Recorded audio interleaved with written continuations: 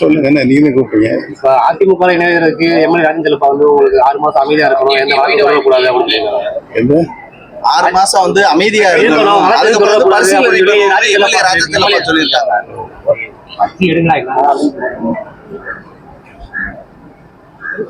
அண்ணன் திரு ராஜன் செல்லப்பா அவர்கள் எங்க போயிட்டு இருக்கிற? மதுரையிலையா? ஆமா,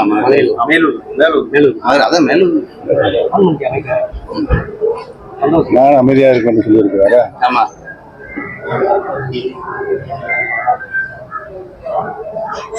என்ன காரணத்திற்காக அவர் அதை சொன்னார் என்று எனக்கு தெரியவில்லை. இந்த பிரச்சனை யாரால், எங்கு, எப்படி உருவாக்கப்பட்டது என்பது அனைவருக்கும் நன்றாகவே தெரியும். விசுவாசத்தை பொறுத்தவரையில் மாண்புமிகு அம்மா அவர்கள் எனக்கு ஒரு நல்ல நற்சான்றிதழ் வழங்கியிருக்கிறார்கள் என்பது அனைவரும் அறிந்தது. எந்த சூழ்நிலையும் நான் கட்சி பிரிந்து கிடக்கிற அனைத்து இந்திய அண்ணா முன்னேற்ற கழகத்தின் சக்திகள் புரட்சி தலைவர் எம்ஜிஆர் காலத்திலிருந்து அவர் உருவாக்கிய சக்திகள், மாண்புமிகு இதய தெய்வம் புரட்சி தலைவர் அம்மா அவர்கள் வளர்த்த சக்திகள், யாராலும் வெல்ல முடியாத இயக்கமாக மாண்புமிகு அம்மா அவர்கள் இந்த இயக்கத்தை உருவாக்கி தந்திருக்கிறார்கள் என்பதெல்லாம் எண்ணித்தான் பிரிந்து கிடக்கிற அனைத்து இந்திய அண்ணா முன்னேற்ற கழகத்தினுடைய சக்திகள் அனைவரும் இணைய வேண்டும் என்றுதான் நான் சொன்னேன். ஏதோ யாரிடமும் நான் என்னை அழைத்துக் கொண்டு போய் யாரிடமும் சேர்க்க வேண்டும் என்று இதுவரை நான் சொன்னதே கிடையாது. ராஜன் செல்லப்பாண்டன் அதை புரிந்து கொள்ள வேண்டும். அவர் எனக்காக சிபாரிசு செய்கிறேன் என்று வேற சொல்லியிருக்கிறார். எனக்காக வேண்டி யாரும் பரிந்து பேச தேவையில்லை. அனைத்து இந்திய அண்ணா முன்னேற்ற கழகத்திலே பிரிந்து கிடக்கின்ற அனைத்து சக்தியும் ஒருங்கிணைந்து செயல்பட வேண்டும். செயல்பட்டால்தான் எதிர்வருகாலங்களில் எந்த தேர்தல் வந்தாலும் திராவிட முன்னேற்ற கழகத்தை எதிர்க்கின்ற ஒரு வல்லமை சக்தி அவங்களுக்கு இயற்கையிலேயே உருவாகும் என்பதை தான் நான் சொல்லிக்கொண்டே இருக்கிறேன் ஒழிய எங்களை எல்லாம் சிபாரிசு செய்வார் ஒரு தோணியில் அவர் பேசியிருக்கிறார். அது அவர் புரிய அழகல்ல என்பதை நான் தெரிவித்துக் கொள்கிறேன். யாரிடமும் நாங்கள் எங்களை அழைத்துக் கொண்டு போய் சேர்க்க வேண்டும் என்று சொன்னது கிடையாது, சொல்லவும் மாட்டோம். முன்னாள் அமைச்சர் ஆர் பி உதயகுமார் வந்து ஓபி ரவீந்திரநாத் வந்து யாருன்னே தெரியல, நான் தேடி பார்க்குறேன் கூகுள்ல அப்படின்னு சொல்லி ஒரு சர்ச்சை கிடைத்திருக்காரு. ஏற்கனவே நான் சொல்லிவிட்டேன், உதயகுமாருக்கு பதில் சொல்வது என்று. வெங்கடேசன், டாக்டர் வெங்கடேசன் அவர்கள் பாசறையினுடைய மாநில செயலாளராக இருந்தபொழுது என் மகன் ரவீந்திரநாத்தையும் ஜெயபிரதீப்பையும் அழைத்து யாராவது ஒருவர் தேனி மாவட்டத்தில் மாவட்ட செயலாளராக நான் போடுகிறேன் என்று சொல்லியிருக்கிறார்கள். என் மகன்கள் என்னிடம் வந்து சொன்னார்கள். அப்படியே என்று கேட்டு நான் டாக்டர் வெங்கடேசனை சந்திக்கின்ற பொழுது வெங்கடேசன் எந்த சோபாவில் உட்கார்ந்திருந்தார், அப்பொழுது உதயகுமார் எப்படி இருந்தார் அந்த நிலையில் என்பதை நான் கண்கூடாக பார்த்திருக்கிறேன். அதை சொன்னால் அரசியல் நாகரிகமாக இருக்காது என்பதை தெரிவித்துக் கொள்கிறேன். முதலில் டாக்டர் வெங்கடேசன் நான் சொன்னது, தயவு செய்து என் மகன்கள் யாரையும் மாவட்ட செயலாளர் பதவிக்கு போட வேண்டாம் என்று சொன்னேன். ஏன் என்று கேட்டார், வாரிசு அரசியல் என்று சொல்வார்கள் எதிர்கட்சிகளுக்கு. இது எதையும் டாக்டர் புரட்சி தலைவி அம்மாவுடைய பக்கத்தில் நான் இருப்பதனால் வாரிசில் என்று சில பிரச்சனைகளை கிளப்பதற்கு வாய்ப்பு இருக்கிறது என்று சொல்லி வேண்டாம் என்று சொல்லிவிட்டு வந்துவிட்டேன்.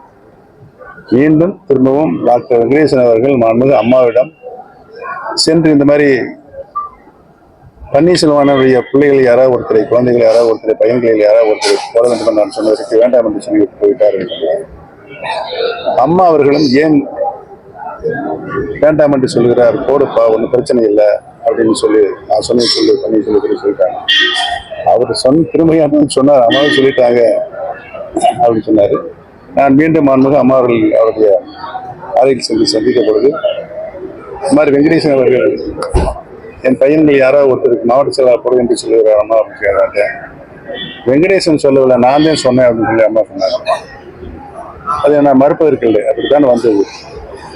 ஆக 2008 காலத்தில் இதையும் டாக்டர் புரட்சி தலைவி அம்மா அவர்களே நான் தான் பன்னீர்செல்வத்துடைய பையனுக்கு மாவட்ட செயலாளர் போடுவதற்கு உத்தரவிட்டேன் என்று சொல்லியிருக்கிறார்கள்.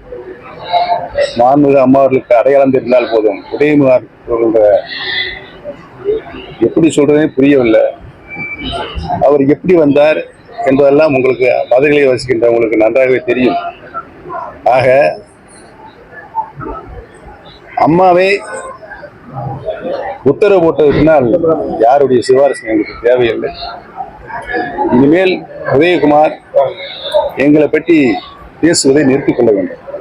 புதிய கல்விக் கொள்கை திட்டத்தை ஏற்ற வரைக்கும் ரிலீஸ் பண்ண சொல்லி மத்திய ஏற்கனவே பேரறிஞர் அண்ணா அவர்கள் சட்டமன்றத்தில் தீர்மானமே நிறைவேற்றி இருநூறு கல்வி தான் எங்களுடைய உயிர் மூச்சு என்று சொல்லி தீர்மானம் நிறைவேற்றியிருக்கிறார்கள்.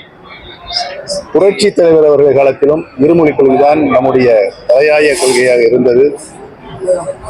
இதையும் டாக்டர் புரட்சி தலைவி அம்மா அவர்களும் சட்டமன்றத்தில் அறிவித்து மாண்புமிகு அம்மா அவர்களும் தீர்மானமாக நிறைவேற்றி டெல்லிக்கு அனுப்பியிருக்கிறார்கள்.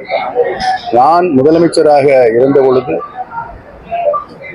மும்மொழி கொள்கை பற்றி காங்கிரஸ் உறுப்பினர்கள் அப்போது இருந்து காங்கிரஸ் பேச சென்ற பொழுது நானும் எழுந்து திராவிட இயக்கத்துடைய எங்களுடைய தலையாய கொள்கை இருமொழி கொள்கைதான் என்று நானும் பேசியிருக்கிறேன். ஆக அதிலிருந்து எங்களுக்கு எந்த இடர்பாடும் இல்லை. உறுதியாக சொல்கிறோம், தமிழக மக்கள் இருமொழி கொள்கையில் தான் தங்களுடைய உயிர் மூச்சாக நிலைத்துக் கொண்டிருக்கிறார் என்பதை தெரிவித்துள்ளோம்.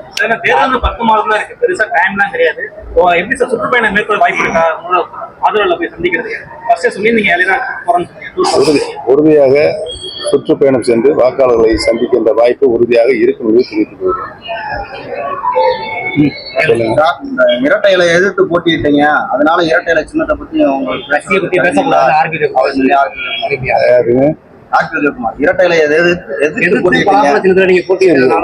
இலையை எதிர்த்து நான் போட்டியிடுற சூழ்நிலை யாரால் எப்படி அந்த சதி உருவாக்கப்பட்டது என்பது உங்களுக்கு அனைவருக்கும் தெரியும்.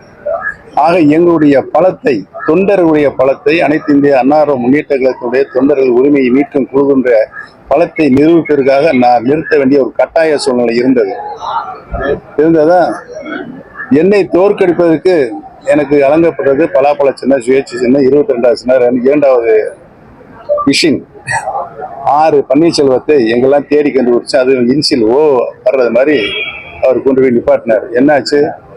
யாரு டெபாசிட்டி வந்தது? இரட்டை இலையும் டெபாசிட்டி இழந்தது. இவர் கொண்டு போய் நிப்பாட்டினாரு. அவர்கள் அனைவரும் டெபாசிட்டி இழந்தார். ஆக டெபாசிட்டி இழப்பதற்கு முழு காரணகர்த்தா உதயகுமார் என்பதை நான் சுட்டி காட்ட கிளம்புறேன். வேற அதிமுக எடப்பாடி தலைமையில மெகா கூட்டணி அமைச்சர் 26 ஆட்சி பிடிக்கும் சொல்லியிருக்காரு. யாரு? எடப்பாடி பழனிசாமி மெகா கூட்டணி அமைக்கப்பட்டு ஆட்சி பிடிக்கும் சொல்லியிருக்காரு. சொல்லிட்டு நீங்களே சிரிக்கிறீங்க. இது ஒரு படத்துல பாட்டு வர மாதிரி நீங்க பாட ஆரம்பிச்சிட்டீங்க.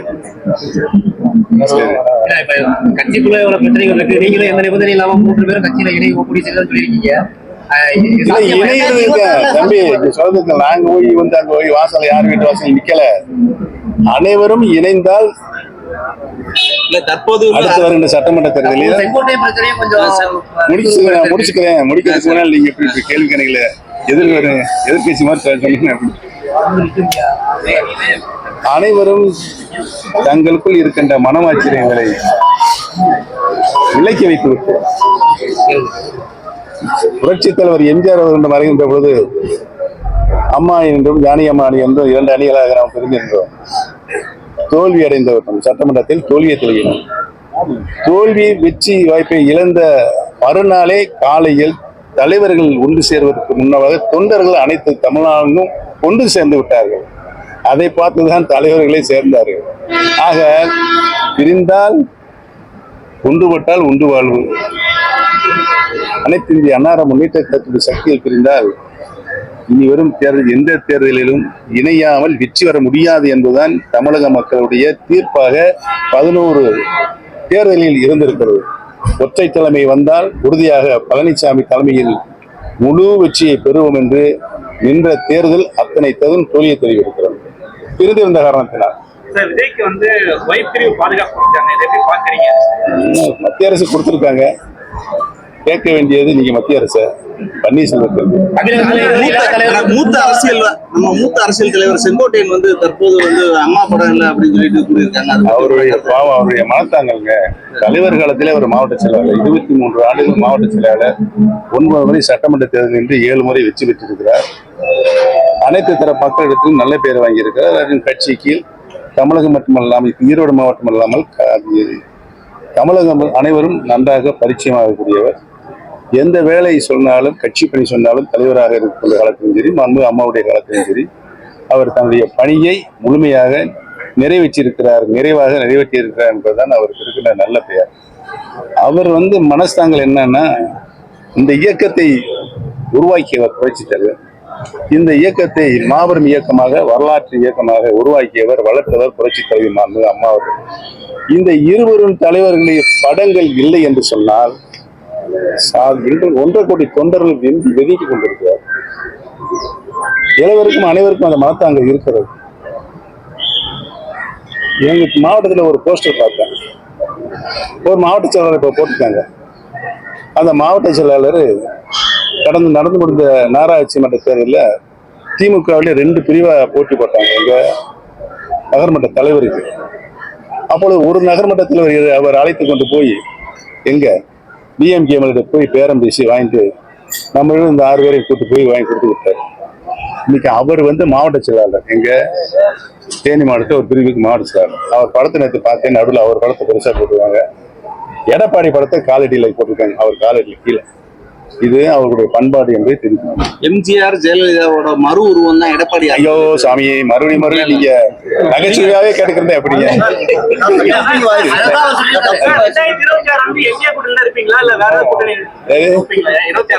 ஏன் பொறுமையா இருங்க, நீங்க அதுக்குள்ளே சிண்டு முடிச்சு விடுறீங்களே. டப்பிங் வாய்ஸ் சொல்றாங்க முதல்வர் வந்து எடப்பாடி வந்து பிஜேபியோட டப்பிங் வாய்ஸ் யாரு சொல்லியிருக்காங்க. எந்த விதத்தில் அவர்தான் வளர்க்கணும். அந்த மாதிரி சண்டையெல்லாம் எனக்கு போட தெரியும். கல்வி, விளையாட்டு, அரசியல், வாழ்க்கை முறை, மருத்துவம், தொழில்துறை, சினிமா, பொழுதுபோக்கு போன்ற பல்வேறு நிகழ்ச்சிகளையும் உடனுக்குடன் காண கேப்டன் டிவி மற்றும் கேப்டன் நியூஸ் சமூக வலைத்தள பக்கங்களோடு இணைந்திருங்கள். உங்கள் வணிகத்தை கேப்டன் டிவி மற்றும் கேப்டன் நியூஸில் விளம்பரத்தின் மூலம் மேம்படுத்த விருப்பமா? உடனே கீழே கொடுக்கப்படும் எண்ணிற்கு தொடர்பு கொள்ளுங்கள்.